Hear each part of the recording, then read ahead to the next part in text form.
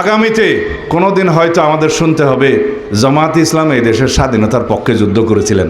বাংলাদেশে আজকে নতুন করে মুক্তিযুদ্ধের ইতিহাস বলা শুরু হয়েছে। একটি দল বাংলাদেশ জামায়াতে ইসলামী, যারা স্বাধীনতার বিরোধিতা করেছিল এই দেশের, তারা এখন মুক্তিযুদ্ধের ইতিহাস বর্ণনা করা শুরু করেছে। গতকালকে সেই দলের আমির সাহেব বলেছেন এই দেশের স্বাধীনতার ঘোষণা নাকি রাষ্ট্রপতি, শহীদ রাষ্ট্রপতি জিয়াউর রহমান দেয় নাই, তৎকালীন মেজর জিয়া দেয় নাই, কর্নেল অলি সাহেব নাকি দিয়েছে। যে সমস্ত প্রলাপ বকা শুরু করেছে, এটা অস্বাভাবিক না। কারণ যারা বাংলাদেশের স্বাধীনতার বিরোধিতা করেছিল তারা বাংলাদেশের স্বাধীনতার ইতিহাসকে বিকৃতি করবে, এটাই স্বাভাবিক।